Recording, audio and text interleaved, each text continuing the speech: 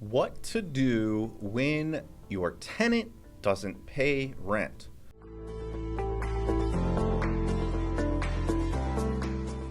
What to do when your tenant doesn't pay rent. Okay, so this is a pretty serious conversation for landlords and can be a pretty big issue for you guys as well. We don't have a ton of problems with it because we do a really good job, or not us. My property manager does an amazing job at screening our tenants, so we don't have this issue all the time. What you're supposed to do, though, is first and foremost check your lease. Make sure that you are correct. Again, make sure that you don't have a 30-day grace period or anything like that. So check your lease. Again, hopefully if you created it, and check your payment records. Again, be sure that the tenant didn't hand you 2 months rent last month and you just overlooked it. I know it sounds kind of crazy, but again, it could happen. Okay, so then the next thing, after you check all your records, is you want to send a late rent notice. So let the tenant know, hey, your rent is late and I'm aware of it. I know, again, kind of silly things, but again, this one is very simple too. Let the tenant know, make a phone call. So just reach out to the tenant and say, hey, rent's late. Because some of this could be they may have just forgotten. I'll be honest, I'm a landlord and it's very important that we collect our rent on time, but I'm terrible at paying my rent. I almost always forget to pay it on the first. And the guy that we share the office with, he's always asking me, hey, Mike, where's that rent? And again, I'll write him the rent check. So give him a phone call. Reach out to your tenants. Maybe they're just, habitual offenders like myself. So this is the next one. The next step for if someone is late on rent is to send a pay or quit notice. And this is part of the eviction process. And it is basically letting the tenant know that you're ready to start pursuing legal action. And again, you're ready to evict them if they don't pay their rent. You want them out of the house. So that's basically taking legal action. And that's not something that you want to do. So, nobody wins in court. Again, we try to avoid it. We don't want to take our tenants to court. We don't want them to have an eviction on their records. We just want to collect the rent. It's as simple as that. And if not, let's find another place for you to live. No big deal.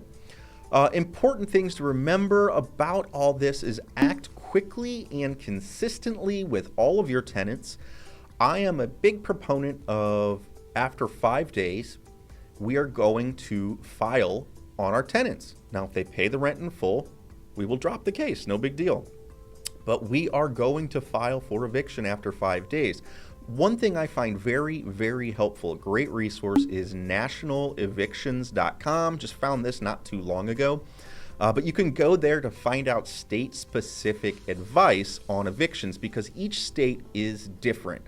Again, here in the U.S., it makes this legal system quite complicated. Each state's different. So go to nationalevictions.com and you'll find a lot of helpful stuff there for your state. I will go ahead and put a link at the bottom of this video on our two national evictions because I like them so much.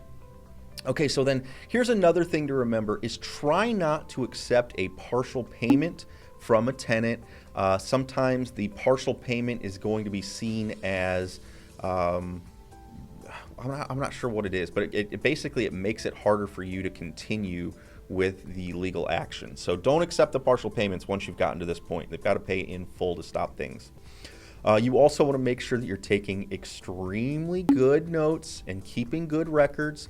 You want to document everything between the tenant. If you do work something out, again, you do what you want with your tenants. If you work something out, a payment plan or whatever, make sure you get it in writing. Everybody signs it so that, again, it can be a part of the lease or the repayment or whatever you want it to be. Just make sure it's all in writing. That's extremely important. If there's another co-signer on the lease, you could actually ask them to provide the rent. Say, hey, this person didn't pay rent, and we're going to take legal action if not. So they could be named in the eviction lawsuit or the case against them. So be sure to look at those lease documents as well. And then again, check out nationalevictions.com because you're going to want to follow your state-specific rules.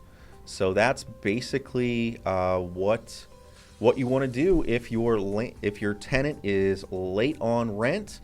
Your objective, at least my objective always, is to collect the rent, not necessarily get an eviction. Again, if a tenant is behaving and their only thing that they're failing on is paying that rent, we want them to pay the rent. So we want to reach out and say, hey, what's going on? Why is rent late? And go from there. So that's what I have on that, guys. If you are looking for more things on real estate investing, check us out. My name's Mike Slane, the Discount Property Investor. Got a whole channel called the Discount Property Investor. We do a podcast over there. David Dodge, my partner, and I do a podcast over there. And we cover all things real estate investing, from wholesaling, landlording, fix and flips, to, again, everything real estate investing that we've done anyways. So check that out. And again, if you like what you saw, please like, share, and subscribe.